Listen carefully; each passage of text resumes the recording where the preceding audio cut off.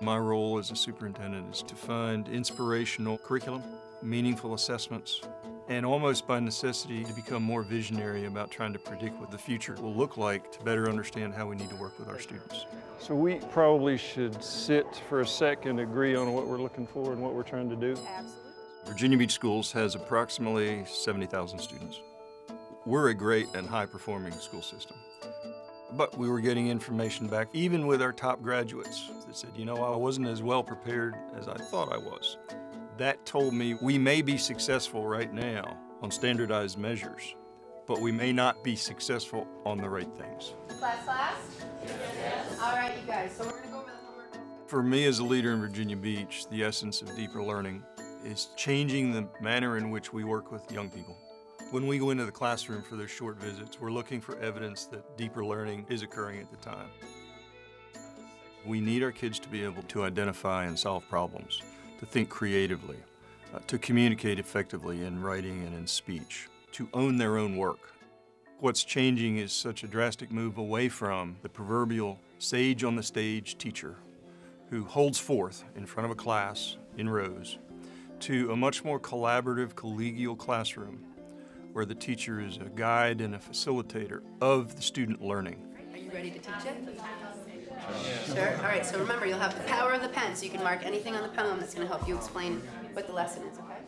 Our vision for the classroom today is very different from what it was 15 years ago.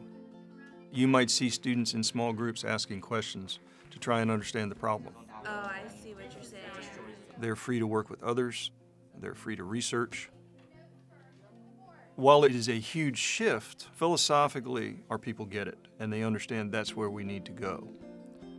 The greatest challenges have been dragging along this educational bureaucracy to try and catch up with the changes we need to be making.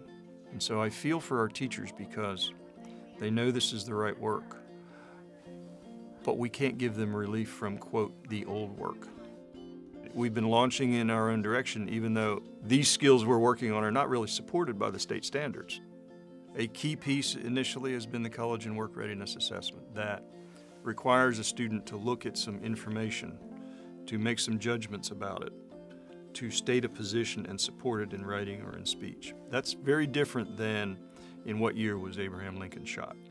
We mimicked that kind of assessment, and we created similar versions at grades 7 and grades 4. Folks get nervous when we talk about different sets of skills, and they're afraid that we will no longer teach grammar and mathematics computation. We will never move away from academic proficiency, if you will. But we need to have a blending of academic proficiency and also the components of deeper learning.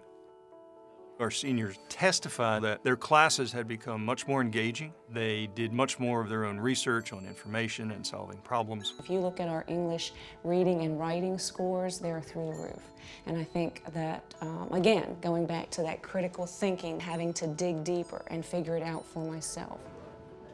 In my career, I've never been more motivated or convinced of the importance of this work. If not education in America, then who fertilizes the bed for the future? This is not proverbial rocket science. Anyone can do this, and it doesn't take long for a parent, a legislator, a business person, anyone, to see what we're trying to accomplish and say, you know, that's the right stuff.